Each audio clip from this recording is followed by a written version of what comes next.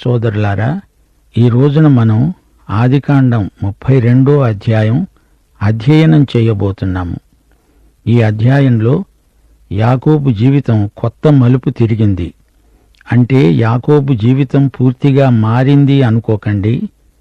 యాకోబు శరీరానుసారిగానే బతికాడు. అయినా అతడు దేవుని మనిషి అని మనం మరచిపోకూడదు. మనం ఇతరులను బహు తేలికగా విమర్శిస్తాము. వీరు విశ్వాసులా, ఎబ్బే ఏం పని చేశాడండి అంటూ చూపుడు వేలు చాచి వారిని వీరిని తెగడుతాం. దేవుడు నిన్ను తన బిడ్డగా చూచేటప్పుడు నీవేమై ఉన్నావో ఆ సంబంధం ముఖ్యంగాని నీవు ఏమి చేశావు అనే దాన్ని బట్టి కాదు. అది అసలు రహస్యం. నిజమే, కొందరి చర్యలు చూస్తుంటే వారు దేవుని బిడ్డలేనా అని మనకు అనుమానం కలుగుతుంది. కాని వారు నా బిడ్డలే అని దేవుడే అంటున్నప్పుడు సైతాను నోరు మూసుకోవలసిందే. ఇదే దృక్పథంతో యాకోబు జీవితాన్ని మనం సమీక్షించాలి. యాకోబు దేవునికి ప్రతినిధిగా ఈ లోకంలో తన సాక్ష్యాన్ని కాపాడుకొని ఉండాల్సింది. అందుకే దేవుడు అతని మీద కఠిన చర్య తీసుకున్నాడు. ఈ క్రమశిక్షణాత్మక చర్యలో అతడి తుంటి నరం తెగిపోయింది. హెబ్రీ పత్రిక 12వ అధ్యాయం 6వ వచనం ఇదే మాట అంటోంది. నా కుమారుడా, ప్రభువు చేసే శిక్షను తృణీకరించవద్దు. ఆయన నిన్ను గద్దించినప్పుడు విసుకవద్దు. ప్రభువు తాను ప్రేమించే వానిని శిక్షించి తాను స్వీకరించే ప్రతి కుమారుణ్ణి దండిస్తాడు. లోతును దేవుడు తన బిడ్డగా గుర్తించాడు. అతని సాక్ష్యం కూడా ఎంత చెడిపోయిందో మనకు తెలుసు. 2 పేతురు 2వ అధ్యాయం 7-8 వచనాలు. దుర్మార్గుల కామ వికారయుక్తమైన నడవడి చేత బాధపడిన నీతిమంతుడైన లోతు. ఆ నీతిమంతుడు వారి మధ్య కాపురముండి తాను చూచిన వాటిని బట్టి విన్న వాటిని బట్టి వారి అక్రమమైన క్రియల విషయంలో దినదినము నీతిగల తన మనస్సును నొప్పించుకుంటూ వచ్చాడు. లోతు సొదొమ గొమొర్రా అగ్నిని తప్పించుకొని రాగలిగాడు. గాని దేవుడతనికి అగ్ని పరీక్షలు పెట్టాడు. వీటిని తప్పించుకోవడం కుదరదు. శ్రమల బడిలో విశ్వాసులు పాఠాలు నేర్చుకుంటారు. యాకోబు చదివిన బడికి లాబాను మామ ప్రధానాచార్యుడు. ఆ విద్యాలయంలో 20 ఏండ్లు చదివి పట్టాపుచ్చుకున్నాడు. దానికోసం ఎంత కష్టించి పనిచేశాడో మనకు తెలుసు. లాబాను 10 సార్లు పాఠ్య ప్రణాళిక మార్చాడు. ప్రతిసారి యాకోబుకు ఎంతో ఇబ్బంది, ప్రయాస. ఇది అతని విద్యాభ్యాసం. అభ్యాసము కూసు విద్య అన్నారు. యాకోబు దేవుని ప్రతినిధి. అతని ప్రవర్తనలో లోపాలకు గాను దేవుడు అతణ్ణి శిక్షించి క్రమశిక్షలో పెడతాడు. ఈ అధ్యాయానికి సంక్షిప్త వ్యాఖ్య చెప్పనా? యెషయా 40వ అధ్యాయం 29వ వచనం. సొమ్మసిల్లిన వారికి బలమిచ్చేవాడు ఆయనే. శక్తిహీనులకు బలాభివృద్ధి కలుగచేసేవాడు ఆయనే. యాకోబు తన త్రోవను వెళ్లుతూ ఉండగా దేవదూతలు అతనికి ఎదురు వచ్చారు. యాకోబు వారిని చూచి ఇది దేవుని సేన అని చెప్పి ఆ చోటికి మహనయీము అని పేరు పెట్టాడు. దేవుడు యాకోబు మీద తీసుకోబోయే చర్య ఇది. నేరుగా దేవుడు యాకోబును ఎదుర్కొంటున్నాడు. అతణ్ణి దెబ్బకొట్టి అయినా సరే అతని సేవను ఫలవంతం చెయ్యాలని, అతని సాక్ష్యాన్ని బలపరచాలని దేవుని ఉద్దేశ్యం.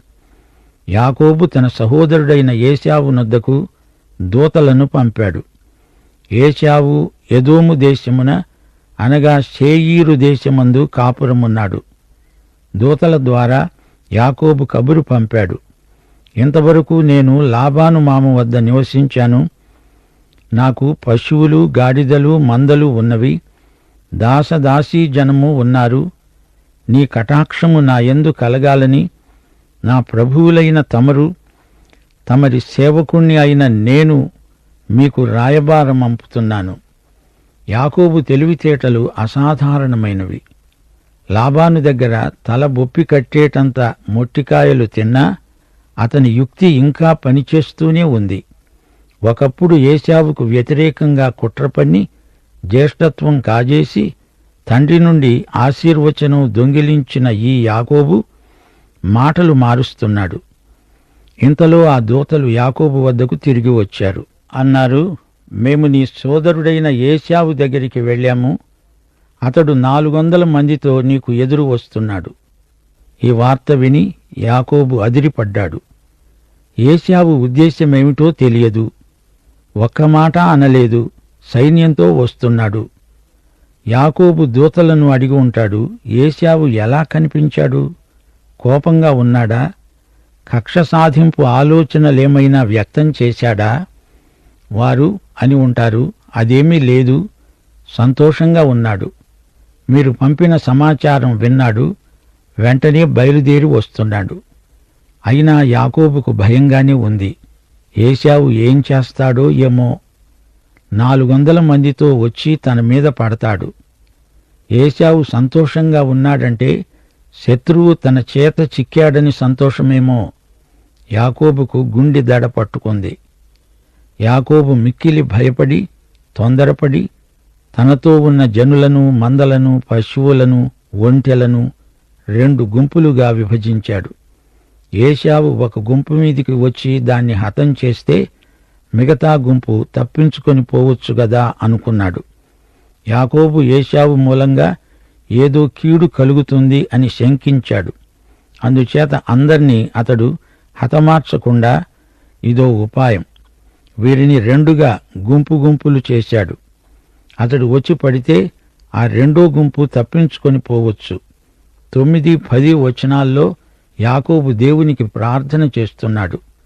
నా తండ్రి అయిన అబ్రహాము దేవా, నా తండ్రి అయిన ఇస్సాకు దేవా, యెహోవా, నీవు నాకు మేలు చేస్తావని చెప్పావు.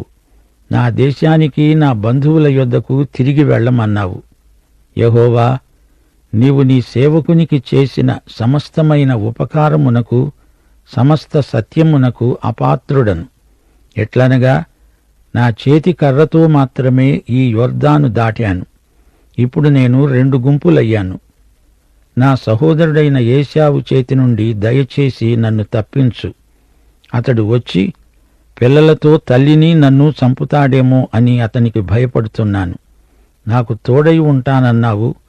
నిశ్చయముగా నాకు మేలు చేస్తూ విస్తారమవటం వల్ల లెక్కింపలేని సముద్రపు ఇసుక వలె నా సంతానమును విస్తరింపచేస్తానని సెలవిచ్చావే. చూడండి, ఇక్కడ యాకోబు తన పూర్వీకుల పేర్లు ఎత్తుతున్నాడు. ఇతనిలో గొప్ప మార్పు వచ్చినట్లు కనపడుతున్నది. దేవా, నీవు చేసిన మేళ్లకు, నీ ప్రేమకు, కనికరమునకు నేను తగను, అపాత్రుణ్ణి అంటున్నాడు. తన బలహీనతలు, అయోగ్యత ఒప్పుకుంటున్నాడు. తాను పాపిని అని అంగీకరిస్తున్నాడు. తనను గురించిన దేవుని అంచనాతో తను ఏకీభవిస్తున్నాడు. దేవా, నేను పాపిని. ఎప్పుడైతే ఈ వాస్తవాన్ని, అనగా తాను దేవుని కృపను కోరవలసిన వాడే కాని మంచివాడు కాడని గ్రహించాడో, అప్పుడు దేవుడు అతనికి సుముఖుడయ్యాడు. యొర్దాను దాటినప్పుడు అతనికి ఏమీ లేదు. చేతికర్ర మాత్రమే అతని చేత ఉంది. రిక్తుడు. ఇప్పుడు విస్తారమైన ఆస్తిపాస్తులు, దాసదాసీజనం. దేవా, ఇందులో నా స్వాతిశయం ఏదీ లేదయ్యా. నేను వ్యర్థుణ్ణి, నన్ను కనికరించు, అపాయం నుంచి తప్పించు. నీ వాగ్దానం నమ్మదగింది. నన్ను గొప్ప వంశంగా వృద్ధి చేస్తానన్నావు కదా. దేవా, ఈ రాత్రి భయంతో అట్టిట్టయిపోతున్నాను. నాకు ఎటూ పాలుపోవటం లేదు. నన్ను ఉద్ధరించు, కాపాడు. ఏశావు నన్ను, నా కుటుంబాన్ని బతకనియ్యడు. కక్ష సాధించుకోవడానికే వస్తున్నాడు అంటూ ఏడుస్తూ ప్రార్థించాడు యాకోబు. దేవుడిచ్చిన వాగ్దానాలను దేవునికి జ్ఞాపకం చేస్తున్నాడు. హృదయ విదారకంగా విలపిస్తున్నాడు. అతని ఆత్మ సంఘర్షణలో ఉంది. అతడు అక్కడే ఆ రాత్రి గడిపి తాను సంపాదించిన దానిని తన అన్నయైన ఏశావు కోసం ఒక కానుకను, అనగా 200 మేకలను, 20 మేకపోతులను, 200 గొర్రెలను, 20 పొట్టేళ్లను, 30 పాడి ఒంటెలను వాటి పిల్లలను, 40 ఆవులను, 10 ఆంబోతులను, 20 ఆడుగాడిదలను, 10 గాడిద పిల్లలను తీసుకొని మందమందను వేరువేరుగా తన దాసుల చేతికి అప్పగించి, మీరు మందమందకు నడుమ ఎడముంచి నాకంటే ముందుగా సాగిపోండి అని దాసులకు చెప్పాడు. యాకోబు ఎంత దాత అయిపోయాడో! ఒత్తిడి కింద ఉన్నాడు. తన ఆస్తిపాస్తులను గురించి గొప్ప ధారాళమైన బుద్ధి అతనికి పుట్టుకొచ్చింది. అందులో మళ్లీ యుక్తి, మధ్యలో ఎడం, ప్రతిచోట ఏశావుకు కానుకలు, మళ్లీ కొంత దూరం రాగానే మరికొన్ని కానుకలు. ఈ విధంగా ఏశావు కోపం కానుకల వల్ల క్రమేణా చల్లారవచ్చు. మరి ఇంతకు ముందే ప్రార్థన చేశాడు గదా! దేవుని వాగ్దానాలను జ్ఞాపకం చేసుకున్నాడు. దేవుడు తనను కాపాడతాడు, తన వంశాన్ని వృద్ధి చేస్తాడు. మరి ఇప్పుడు ఎందుకింత భయం? ఏశావును ఉపశమింపచేయడానికి ఎందుకు ఈ తాపత్రయం? ప్రార్థనలో తాను చెప్పింది జరిగి తీరుతుంది అని యాకోబు నమ్ముతున్నాడా లేదా? అసలు దేవుని మాటను నమ్ముతున్నాడా లేదా? చాలామంది విశ్వాసులు ఇదే పని చేస్తారు. ప్రార్థనలో తమ భారాలన్నీ ప్రభు ఎదుట అలా పరుస్తారు. ప్రార్థన అయిపోగానే తిరిగి తమ భారాలను తామే వీపుపై మోసుకుంటూ తిరుగుతారు. మార్కు శుభవార్త 11వ అధ్యాయం 24వ వచనం ఏమంటోంది? ప్రార్థన చేసేటప్పుడు మీరు అడుగుతున్న వాటి నెలను పొంది ఉన్నామని నమ్మండి, అప్పుడు అవి మీకు కలుగును. అది అసలు ప్రార్థన రహస్యం. మందమందకు మధ్య ఎడముంచి నాకంటే ముందుగా సాగిపోండి అని చెప్పి మొదటి మందకు ముందున్న దాసునితో అన్నాడు, నా సోదరుడైన ఏశావు నీకు ఎదురుపడి, నీవు ఎవరివాడవు, ఎక్కడికి వెళ్ళుతున్నావు, నీ ముందర ఉన్నవి ఎవరివి అని నిన్ను అడిగితే నీవు చెప్పాలి. ఇవి నీ సేవకుడైన యాకోబువి, ఇది నా ప్రభు అయిన ఏశావుకు పంపబడిన కానుక. అడుగో అతడు మా వెనకే వస్తున్నాడు అని చెప్పు. నేను ముందుగా పంపే కానుక వల్ల అతణ్ణి సమాధానపరిచిన తరువాత నేను అతని ముఖం చూస్తాను. ఒకవేళ అతడు నన్ను క్షమిస్తాడు, కటాక్షిస్తాడు అనుకొని మీరు ఏశావును చూచినప్పుడు ఆ చొప్పున ఆయనతో చెప్పాలి, ఇదిగో నీ సేవకుడైన యాకోబు మా వెనక వస్తున్నాడని చెప్పండి అంటూ ఈ విధంగా రెండోవానికి మూడోవానికి మందల వెంబడి వెళ్లిన వారికందరికీ చెప్పాడు. యాకోబు తన శాయశక్తులా ప్రయత్నం చేస్తున్నాడు. ఎలాగైనా ఏశావును సమాధానపరచాలి, కానుకలిచ్చి అతణ్ణి మెత్తపరచాలి. ఆ రాత్రి యాకోబు లేచి తన 2 భార్యలను, తన 2 దాసీలను, తన 11 పిల్లలను తీసుకొని యబ్బోకు రేవు దాటిపోయాడు. యాకోబు వారిని తీసుకొని ఆ ఏరు దాటించి తనకు కలిగినదంతా పంపివేశాడు. యాకోబు ఒక్కడే మిగిలిపోయాడు. యాకోబు జీవితంలో ఆ రాత్రి అనుభవం మరపురానిది. యబ్బోకు రేవు దాటాడు. అది నిర్మానుష్య ప్రదేశం. యాకోబు, యబ్బోకు రేవు. యాకోబు మనసంతా వికలమైపోయింది. భయము, అనుమానము అతడి మనస్సులో దోబూచులాడుతున్నాయి. అలజడి రేగింది. ఏశావును తను మోసగించిన విధానం చాలా నీచమైనది. తను జ్యేష్ఠత్వం సంపాదించవలసిన పద్ధతి అదేనా? దేవుడు అలా చేయమని చెప్పలేదే. దేవుడు తన సమయంలో సరైన పద్ధతిలో అది తనకు ఇచ్చి ఉండేవాడే. తనకు అంత సహనము లేకపోయింది. యబ్బోకు రేవు దాటి యాకోబు అక్కడే ఒంటరిగా ఉండిపోయాడు. ఒకవేళ ఏశావు వచ్చి తనను చంపేస్తే పోనీ తన పరివారమునైనా వదిలిపెడతాడు. అది యాకోబు ఆలోచన. 24వ వచనం. ఒక నరుడు తెల్లవారే వరకు అతనితో పెనుగులాడాడు. తాను అతణ్ణి గెలవలేకపోతున్నాడు. చివరికి యాకోబును ఆ నరుడు తొడగూటి మీద కొట్టాడు. యాకోబు తొడ నరం తెగింది, తొడగూడు విరిగింది. ఇదొక కుస్తీ ప్రదర్శన. యాకోబు కుస్తీ పట్టాడా? అసలు యాకోబు ఎవరితోనూ పోరాడడానికి సిద్ధంగా లేడు. ఇంతవరకు లాబాను మామతో వ్యవహారం, ఇప్పుడు ఏశావుతో ముఖాముఖి. ఈ ఇద్దరితో పోరాడి తను గెలవగలడా? అసాధ్యం. ఎటూ అతనికి తోచటం లేదు. వెనక్కు చూస్తే నుయ్యి, ముందుకు చూస్తే గొయ్యి. ఇప్పుడు మరో వ్యక్తితో పోరాటమా, ద్వంద్వయుద్ధమా? దానికి యాకోబు సిద్ధంగా లేడు. యాకోబు అంతకు ముందెప్పుడైనా కుస్తీ ప్రదర్శనలిచ్చాడా? అతడేమన్నా కుస్తీ వస్తాదా? కాదు. ఆ రాత్రి అసలే మనసు బాగుండక ఒక్కడే ఏకాంతంగా మిగిలిపోయాడు యాకోబు. అతని మనసు పరిపరి విధాల కలత చెంది ఉంది. అయితే ఆ రాత్రి ఎటూగాని వేళలో యాకోబుతో పోరాడిన ఈ వ్యక్తి ఎవరు? సోదరీ సోదరులారా, యేసుక్రీస్తు అవతరించకముందు అడపాదడపా నరుడుగా ఈ లోకానికి వస్తూ పోతూ ఉండేవాడు. ఈయన యేసుక్రీస్తే, మరెవరో కాదు. హోషేయ 12వ అధ్యాయం 1-5 వరకు వినండి. ఎఫ్రాయిము గాలిని మేస్తున్నాడు, తూర్పు గాలిని వెంటాడుతున్నాడు. మానక దినమెల్లా అబద్ధమాడుతూ బలాత్కారం చేస్తున్నాడు. జనులు అష్షూరీయులతో సంధి చేస్తారు, ఈజిప్టుకు తైలం పంపిస్తారు. యూదావారి మీద యెహోవాకు వ్యాజ్యం పుట్టింది. యాకోబు సంతతి వారి ప్రవర్తనను బట్టి వారిని శిక్షిస్తాడు. వారి క్రియలను బట్టి వారికి ప్రతీకారం చేస్తాడు. తల్లి గర్భమందు యాకోబు తన సహోదరుని మడిమనే పట్టుకున్నాడు. మగసిరి కలవాడై అతడు దేవునితో పోరాడాడు.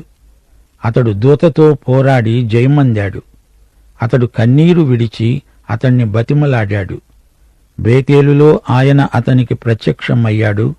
అక్కడ ఆయన మనతో మాట్లాడాడు. యెహోవా అని, సైన్యములకు అధిపతి అయిన యెహోవా అని ఆయనకు జ్ఞాపకార్థ నామము. ఆ రాత్రంతా యాకోబుతో పెనగులాడింది ప్రభువైన యేసుక్రీస్తే. ఆయన అన్నాడు, తెల్లవారుతున్నది, నన్ను పోనియ్యి. యాకోబు అన్నాడు, నీవు నన్ను ఆశీర్వదిస్తేనే కాని నిన్ను పోనీయను. నీ పేరేమిటి అని అడిగాడాయన. అతడు యాకోబు అని చెప్పాడు. యాకోబు కుస్తీ పట్టు పట్టటం లేదు. ఆయనను గట్టిగా పట్టుకొని విడవటం లేదు. దేవునితో పోరాడటమా? అది అసాధ్యం. దానివల్ల తనకే గాయాలవుతాయి. ములుకోలకు ఎదురు తన్నితే ఎద్దుకే గాయమవుతుంది. ఈ సంగతి వృద్ధుడైన యాకోబు మహాశయునికి బాగా తెలుసు. దేవునికి లోబడాలి, ఆయనను గట్టిగా పట్టుకోవాలి, పట్టు విడువకూడదు. యాకోబుకు యుక్తిలో భక్తి, భక్తిలో యుక్తి.